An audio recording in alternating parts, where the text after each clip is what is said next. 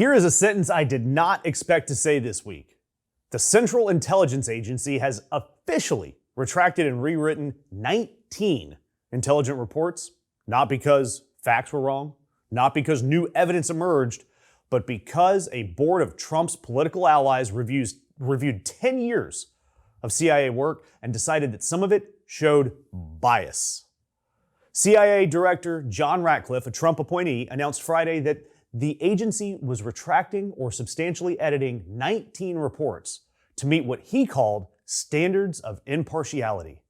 Now, let me tell you who has decided which reports showed bias, because this is where it gets really, really stupid.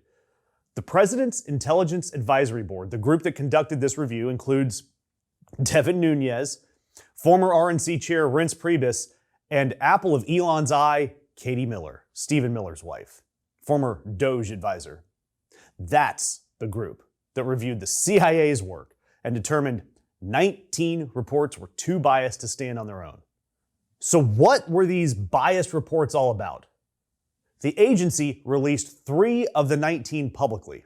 1, women's roles in white nationalist extremist recruitment. 2, pandemic contraceptive shortfalls and their effects on the global economy. And 3, LGBT activists facing pressure in the Middle East and North Africa.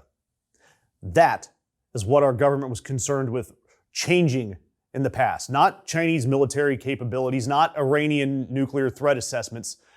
Women in extremist recruitment, contraceptive shortage, and queer activists under pressure. Those were the most important things to tackle. And here's why that specific list is important. The CIA doesn't choose those topics at random. Analysts write about what they see in the data. Women being recruited into white nationalist movements, that was an actual documented trend, something the CIA was tracking. And now the report doesn't exist the way it was. And we don't know the other 16 reports covered. We don't know those because they're classified. The administration only releasing 3. The public has no idea what else Devin Nunes and Reince Priebus and Katie Miller decided was too inconvenient to keep on the books. And there's a historical parallel here. In 2002 and 2003, intelligence reports about the Iraqi weapons of mass destruction, that was put together. It wasn't fabricated outright, but it was shaped by pressure from the people who wanted to go to war.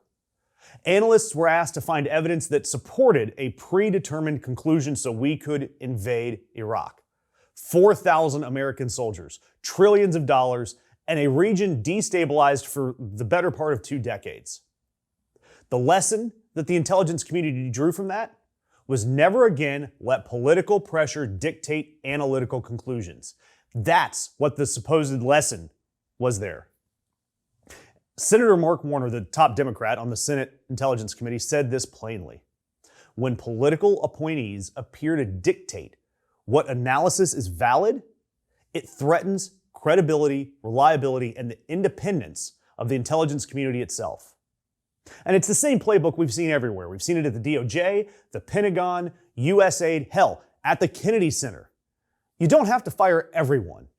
You just install enough Devin Nuneses on enough review boards, and eventually the institution tells you exactly what you want to hear.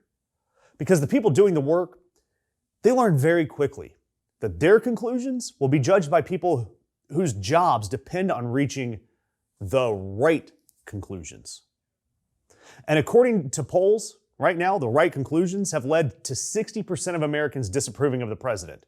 And for the first time in American modern history, the CIA is formally rewriting its own work at a political board's request.